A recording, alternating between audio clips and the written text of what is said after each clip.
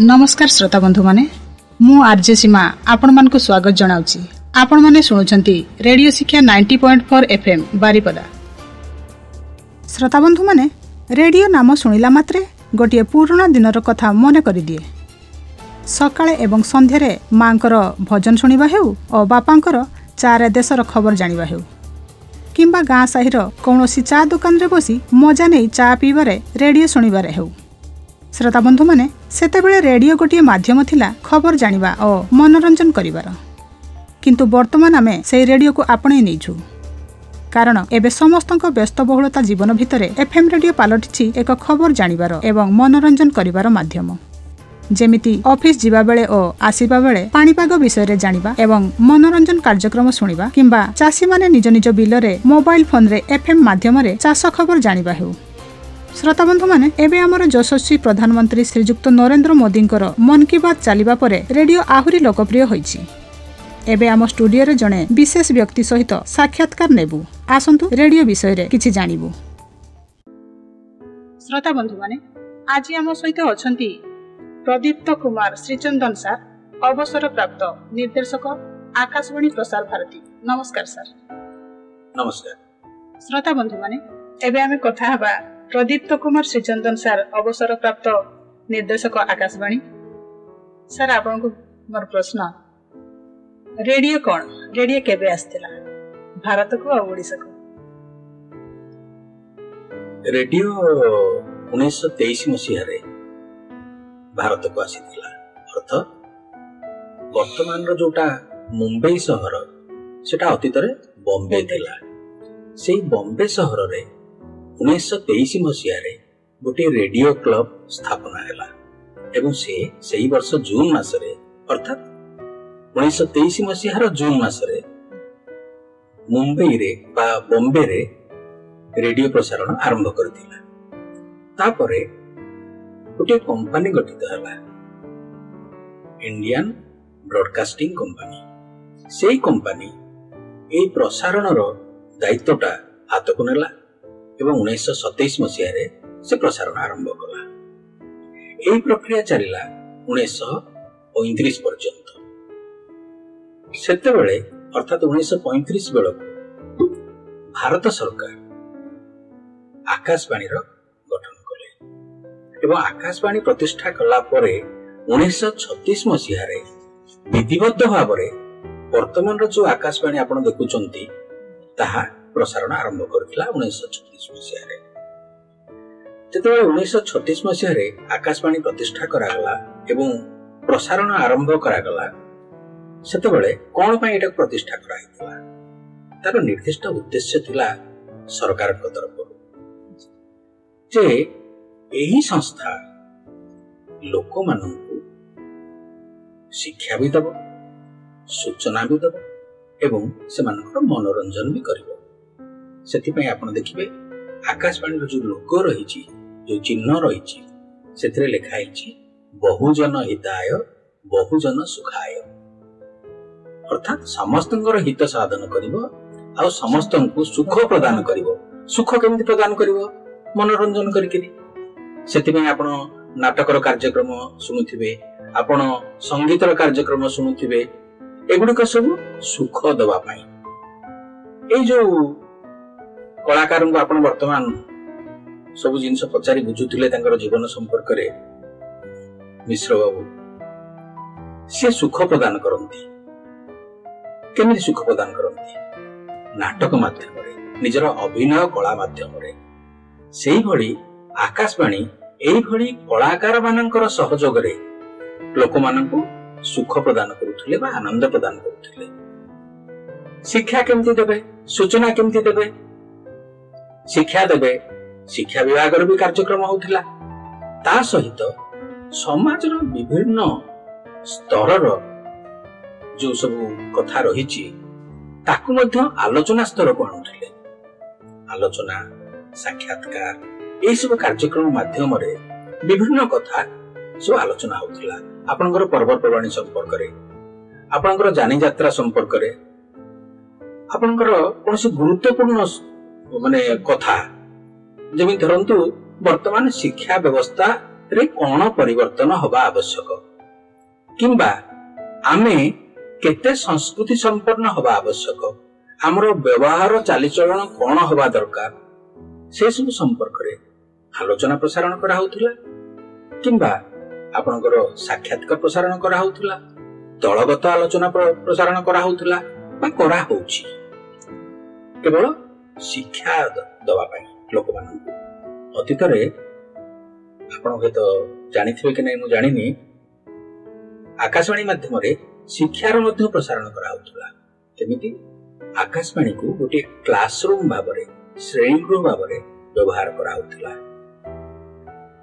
वर्षर जेतबे शिक्षा वर्ष आरंभ होउथिला ता पूर्वरु हमर जो बोर्ड रहिछि शिक्षा व्यवस्था ता सहित आकाशवाणी रो कर्मकर्ता माने एकाठी बसी कि प्रस्तुत करूथिले खसडा वर्ष सारा को मासरे कोन कोन को क्लास रे बा को श्रेणी रे शिक्षा दा जाउछि धरंतु सप्तम श्रेणी रे अगस्त मासरे एई विषयटी शिक्षा दिया जिवो तेणु सेही विषय संपर्क रे शिक्षक मानक सहयोग करी आमे कार्यक्रम प्रस्तुत करूथिलु एवं सेटा प्रसारण करा होथिला जे आमे प्रसारण करले से आकाश रे उड़ी जिवो पिला सुनिबे केमिति सेते बेले सरकारक तरफरु सुनिबार मध्ये व्यवस्था करा हितला रेडियो सेट सब स्कूल मान को जोगे दिया होथिला एवं निर्दिष्ट समय थिला सेति पई जे पिला माने परंतु 12टा रु 12:30 एई समय रे तांकर बेसी गुरुत्वपूर्ण क्लास सब नथिबो एई समय रे ऑलमोस्ट गोटे फांका समय थिबो जो समय रे जदी रेडियो माने सुनिले सने के सुनिबे रेडियो सुनिबे सेटा गोटे खुशीर कथा द्वितीय रे गोटे निर्दिष्ट विषय वस्तु जोटा तांकर पढ़ा होची से संपर्क रे जणे के शिक्षक ओडिसा सारार पिला मानक पई सप्तम श्रेणी बा अष्टम श्रेणी बा नवम श्रेणी पिला मानक पई से तार वक्तव्य प्रदान करूची ताकि बुझौची जे कविता टे बुझौची पे कविता संपर्क रे केते प्रकार प्रश्न हेई पारे से सब उत्तर बुझौची तेणु याको गोटे श्रेणी गृह भाव रे व्यवहार करा होतला सेही समय रे सेही श्रेणी गृह को सप्तम हो कि अष्टम हो कि नवम हो कि दशम हो कि एकादश हो किंबा षष्ठ हो सेही श्रेणी गृह को रेडियो सेट निया होतला एवं पिला मानक सुनाई दिया जाउतला तापरे पिला माने मध्य तार प्रत्युत्तर रे आकाशवाणी चिठी लिखुथिले शिक्षक मान मध्य चिठी लिखुथिले तार मध्य आलोचना होतला परवर्ती क्लास रे तेणु शिक्षा संपर्क रे एई भଳି एक विधिगत व्यवस्था आकाशवाणी द्वारा करा हेतिला सबुठारु गुरुत्वपूर्ण एवं श्रेष्ठ जिनिस आकाशवाणी रो अवदान हेउची सबुज विप्लव कृषि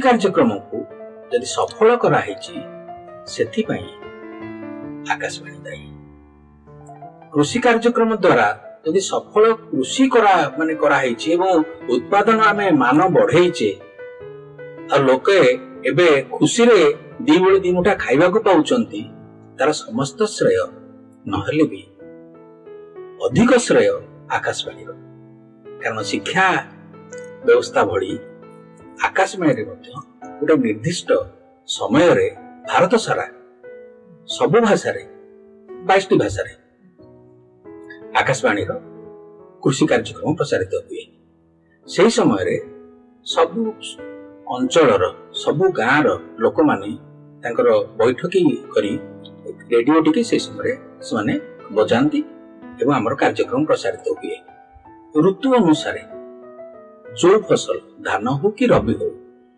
जो फसल रो जहा से समय रे गुरुत्वपूर्ण कार्य थिबो करिया पई से सबु हमर कृषि विभाग रो अधिकारी माने आसी आलोचना करथांती एवं ताको सुनै दिया जाय लोक मानक लोकंगर यदि किछ संदेह रहला समान मध्ये चिठी लिखंती तेनु ए सब करिवा द्वारा कोन हला ना कृषि कार्यक्रम मध्ये सफल हैला यह एकमात्र माध्यम थिला सेते बेले भारत वर्ष रे जे रेडियो ही कृषि संपर्कित समस्त सूचना प्रदान करिवो लोक ताकू सुनिबे कोउ सार कोउ दिन केते परिमाण रे कोउ फसल रे देबे सब रेडियो माध्यम रे कहि दिया होतला एवं तार फल वर्तमान हम देखुचे एटा थिला प्रथम सबुज विप्लव याको कहउची ଏବେ ଦ୍वितीय ସବୁଜ ବିପ୍ଳବ आरंभ हो गलानी।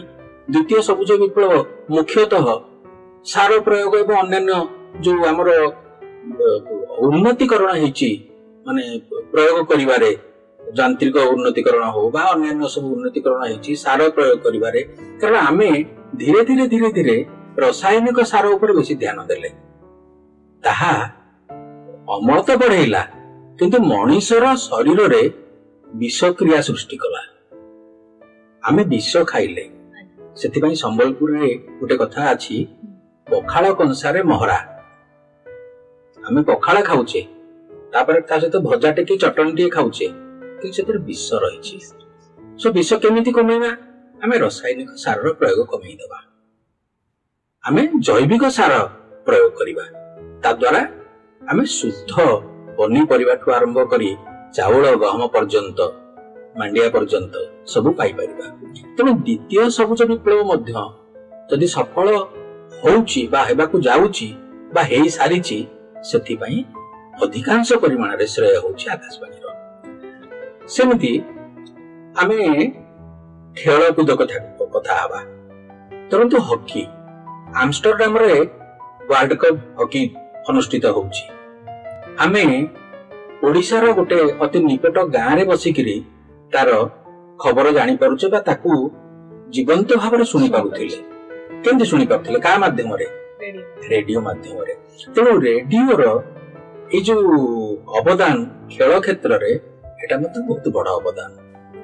से क्रीड़ाविद मान को डका होउथला स्टूडियो को समानकर साक्षात्कार ने होउथला समानकर प्रसारण करा होउथला ता द्वारा अन्य माने प्रभावित होउथिले से माने बते इच्छा करूथिले कि खेल कूद रे भाग नवा पई कारण हमर समाज रे हमर बापा मां माने हम समय रे खेल कूदटा को शत्रु बोली भाबंती पिला मानकर जेमति वर्तमान मोबाइल टा को हमें शत्रु बोली भाबुचे सेतेबेले मध्ये खेल कूदटा को शत्रु बोली भाबुतिले।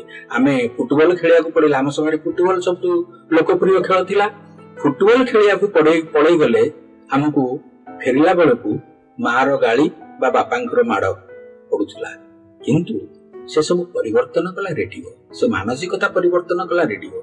1971 मसिया जतले गाभास्कर जायकरी वेस्ट इंडीज रे खेलुथिले तांकर डेब्यू सीरीज रे सेतेबेले क्रिकेट को भारतर प्रतिटी गां रे पॉपुलर किए कला रेडियो कला। सेतेबेलकार जो कमेंटेटर माने थिले से माने गोटे गोटे अति लोकप्रिय पर्सनालिटी थिले व्यक्तित्व थिले समाज रो काहे कि रेडियो माध्यम रे से माने तांकर वक्तव्य सुनाउथिले लोक माने अति खुशी प्रदान पाउथिले से खुशी पाइबाटा से मानकु पॉपुलर करथुला बा से मानकु श्रेष्ठ व्यक्तित्व भाव रे प्रतिष्ठा देउथिला। सेमिति आमे जिबा लोकगीतर कार्यक्रम आमे शास्त्रीय संगीतर कार्यक्रम को जिबा आमे सुगम संगीतर कार्यक्रम को जिबा आमे चलचित्र संगीतर कार्यक्रम को जिबा। जेतेबेले हमर सामाजिक गणमाध्यम आम सहित नथिला सेतेबेले रेडियो बा आकाशवाणी एकमात्र माध्यम थिला जदि नुआ सिनेमा टीए मुंबई रे रिलीज हैला तार गीत आमे एठी बसी की सुनी पारुथिले आकाशवाणी माध्यम रे एवं खुशी ही पाउथिले जाओ आमे नुआ सिनेमा रे गीत सुनिलु।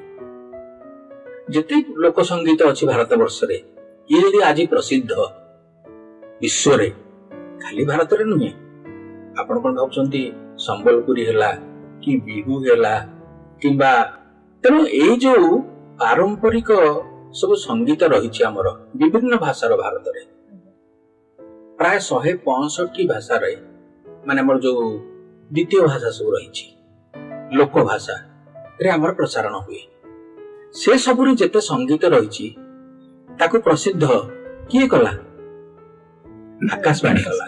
आकाशवाणी माध्यम सुनिले एवं ताहा प्रसिद्धि लाभ कला से कलाकार माननकु आज प्रतिष्ठित किए करैछि ए आकाशवाणी माध्यम रे ही गीत गायकरी समान हेई पारछंती। ए पर्यंत दूरदर्शन हमर आ गोटे संस्था तार ऑडिशन पद्धति संगीत पाई नाही आकाशवाणी रो जी स्वीकृति प्राप्त सुगम हो किंबा आपनकर पारंपरिक लोकगीत हो बा हमर शास्त्रीय संगीत हो जी स्वीकृति प्राप्त आकाशवाणी रे से ही दूरदर्शन रे ଗାଇ ପାରିବେ। ତେଣୁ ଏଇ ଯୋଉ ସଙ୍ଗୀତ କୁ ଆଉ ଗୋଟେ ହଉଛି ନାଟକ, ଆପଣ ତ ସୁଶୀଳାଙ୍କ ସହିତ କଥା ହେଲେ, ତେଣୁ ସିଏ ଯୋଉ ନାଟକ କଥା କହିଲେ, ସେ ନାଟକ କେବଳ ଆକାଶବାଣୀ ହେଉଛି ଅନ୍ୟତମ ମାଧ୍ୟମ। ଯେମିତି ମଞ୍ଚ ଥିଲା, ମଞ୍ଚ ବାଦ ଆକାଶବାଣୀ ହେଉଛି ଅନ୍ୟତମ ମାଧ୍ୟମ ଯାହା ମାଧ୍ୟମରେ ନାଟକକୁ ଲୋକମାନଙ୍କୁ ନୀତି ପ୍ରତି ଶୁଣେଇ ଦିଆଗଲା ଏବଂ ନାଟକ ମଧ୍ୟ ବଞ୍ଚି ରହିଲା ଆକାଶବାଣୀ ପାଇଁ। ମୋର ମନେ ଅଛି ଯେତେବେଳେ ଆମେ ପିଲା ହେଇଥିଲୁ, ସପ୍ତାହର 2 ଦିନ ସୋମବାର ଆଉ ଶୁକ୍ରବାର ରାତି 9:30 ଆକାଶବାଣୀରୁ ନାଟକ ପ୍ରସାରିତ ହୁଏ ଏବଂ ଗାଁ ମାନଙ୍କରେ ଜଣ ଜଣଙ୍କ ପିଣ୍ଡାରେ ଲୋକମାନେ ଏକତ୍ରିତ ହଉଥିଲେ, ରେଡିଓଟି ବାଜୁଥିଲା ଏବଂ ସେଦିନର ନାଟକ ଶୁଣୁଥିଲେ। ଯେମିତି ଯୁଦ୍ଧ ସମୟରେ ଓଡିଆରେ ସମ୍ବାଦ, ଯୁଦ୍ଧ ସମ୍ପର୍କରେ ଜାଣିପାରୁଥିଲେ ଆମେ କାହା ମାଧ୍ୟମରେ? ସମ୍ବାଦ ମାଧ୍ୟମରେ, ଆକାଶବାଣୀ ମାଧ୍ୟମରେ। ତେଣୁ ସମ୍ବାଦ ପରିବେଷଣ ମଧ୍ୟ ଆକାଶବାଣୀର ଏକ ଆଉ ଗୋଟିଏ ବିଶିଷ୍ଟ ଅଙ୍ଗ ଥିଲା। ଯତୀନ ଦାସଙ୍କ ନାଁ ବୋଧହୁଏ ଏପର୍ଯ୍ୟନ୍ତ କେହି ଭୁଲି ପାରିନଥିବେ ଯୋଉମାନେ ଯୁଦ୍ଧ ସମୟରେ ଆକାଶବାଣୀ ଶୁଣିଥିବେ। ତେଣୁ ଏଇ ସବୁ ଯୋଉ ଦିଗ ରହିଛି, ଏ ଦିଗକୁ ଯଦି ସାମୂହିକ ଭାବରେ ସଫଳତାର ସହିତ ଲୋକମାନଙ୍କ ପାଖରେ କିଏ ବଞ୍ଚେଇକି ରଖିପାରିଛି, ତାହା ହିଁ ହେଉଛି ଆକାଶବାଣୀ। ଏଫଏମ୍ ରେଡିଓ ବର୍ତ୍ତମାନର ଭୂମିକା କଣ? ଦେଖନ୍ତୁ, ଏଟା 2 ପ୍ରକାରର କଥା। ପ୍ରଥମ କଥା ହଉଛି ଯେ ରେଡିଓ ବର୍ତ୍ତମାନ କିଏ ଶୁଣୁଛି, ଏମିତି ଗୋଟେ ପ୍ରସଙ୍ଗ ଆସୁଥିଲା ବା ଆସୁଛି। ମୋର ମତ ହଉଛି ଯେ ରେଡିଓ ଏବେ ବି ଲୋକ ଶୁଣୁଛନ୍ତି ଏବଂ ସେଇଟା ଏଇ ଯୋଉ ରେଡିଓ ଏବେ ବି ଲୋକ ଶୁଣୁଛନ୍ତି, ଏଇଟା ହଉଛି 2ଟି ୱେଭ୍ କଥା ମୁଁ କହିବି। ଆପଣ ଏଫଏମ୍ କଥା କହିଲେ, କିନ୍ତୁ ତା ପୂର୍ବରୁ ଆମର ଥିଲା ସର୍ଟ ୱେଭ୍ ଏବଂ ମିଡିୟମ ୱେଭ୍। ଆମେ ଆକାଶବାଣୀ କଟକରୁ ଯୋଉ କାର୍ଯ୍ୟକ୍ରମ ଶୁଣୁଥିଲେ ଆଜି ପର୍ଯ୍ୟନ୍ତ, ସେ ମିଡିୟମ ୱେଭ୍ ଥିଲା। ସମ୍ବଲପୁରରୁ ଯୋଉ ଶୁଣୁଥିଲେ ମିଡିୟମ ୱେଭ୍ ଥିଲା। ଆମର ଜୟପୁରରୁ ଯୋଉ ଶୁଣୁଥିଲେ ମିଡିୟମ ୱେଭ୍ ଥିଲା। ଏଗୁଡା ସବୁ ମିଡିୟମ ୱେଭ୍। ତାପରେ ଆସିଲା ସର୍ଟ ୱେଭ୍। ସର୍ଟ ୱେଭ୍ ଗୁଡାକର ମାନେ ଯେମିତି ଆମେ ଆମେ ମୁମ୍ବାଇର ଇଏ ଶୁଣୁଥିଲେ, ବିବିଧ ଭାରତୀ ଶୁଣୁଥିଲେ। এই ବିବିଧ ଭାରତୀର କାର୍ଯ୍ୟକ୍ରମ ଗୁଡିକ ଥିଲା ସର୍ଟ ୱେଭର କାର୍ଯ୍ୟକ୍ରମ। ଏଗୁଡିକ ଅଧିକ ରାସ୍ତା ପର୍ଯ୍ୟନ୍ତ ଯାଇପାରୁଥିଲା। ମୁଁ ତ ଏଠି ବୁଝେଇ ପାରିବିନି ଆପଣମାନଙ୍କୁ, ଯେହେତୁ ଏଟା ଶ୍ରାବ୍ୟ ମାଧ୍ୟମ, ତାର ଯୋଉ ଟେକ୍ନିକାଲିଟି, ସର୍ଟ ଆଉ ଇଏର ୱେଭର ଯୋଉ ଟେକ୍ନିକାଲିଟି ମୁଁ ବୁଝେଇ ପାରିବିନି। ତେବେ ଏବେ ସାଧାରଣ ଭାବରେ କହିଲେ, ଟିକେ ସାଧାରଣ ସର୍ପିଳ ଗତିରେ ଯୋଉ ୱେଭ ଗୁଡାକ ଯାଏ, ଶବ୍ଦ ତରଙ୍ଗ ଗୁଡିକ, ତାହା ହଉଛି ମିଡିୟମର। ଯୋଉଗୁଡିକ ଭୂଇଁରୁ ଆକାଶକୁ ଯାଏ, ଆମର ଗୋଟେ ଆଇନୋସ୍ଫିୟର ଅଛି।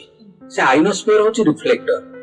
ଯେତେବେଳେ ଭୂଇଁରୁ ପଠାଗଲା ଶବ୍ଦ ତରଙ୍ଗଟିକୁ, ସେ ସେଇ ଆଇନୋସ୍ଫିୟରରେ ମାଡ ହେଇକିରି, ମାନେ ସେଠୁ ରିଫ୍ଲେକ୍ଟ ହେଇକିରି, ମାନେ ଗୋଟେ ତ୍ରିଭୁଜର 2ଟି ଯୋଉ ବାହୁ ଭଳି ସେ ଆସିବ ପୁଣି ଭୂଇଁକୁ। ଯୋଉଠିକି ଆସିବ ସେଠିକାର ରେଡିଓ ଫ୍ରିକ୍ୱେନ୍ସି ତାକୁ ରିସିଭ କରିବ ଏବଂ ଆପଣ ଶୁଣିପାରିବେ। କିନ୍ତୁ ସେଠି ଆପଣ ଯଦି ଶୁଣିଥିବେ ମୁମ୍ବାଇର କାର୍ଯ୍ୟକ୍ରମ ବା ଅନ୍ୟ ଦୂର ଦୂରାନ୍ତର କାର୍ଯ୍ୟକ୍ରମ, ଦିଲ୍ଲୀର କାର୍ଯ୍ୟକ୍ରମ, ଆପଣ ଦେଖିବେ କମି ଯାଉଥିବ, ବଢି ଯାଉଥିବ, କମି ଯାଉଥିବ, ବଢି ଯାଉଥିବ। ଏଭଳି କାହିଁକି ହୁଏ ନା ଆଇନୋସ୍ଫିୟରଟା ଗୋଟେ ସ୍ଥିର ଜିନିଷ ନୁହେଁ, ସେ ମଧ୍ୟ ଉପର ତଳ ହଉଛି। ଗୋଟେ ବାୟବୀୟ ସ୍ଫିୟରଟା ଗୋଟେ, ସେ ଉପର ତଳ ହବ। ସେ ଉପର ତଳ ହବା ଅନୁସାରେ ତାର ଯୋଉ ମାନେ ଶବ୍ଦ ତରଙ୍ଗଟି ମଧ୍ୟ ଉପର ତଳ ହବ। ତେଣୁ ସେଟା ଶୁଭୁଥିବ, କମୁଥିବ।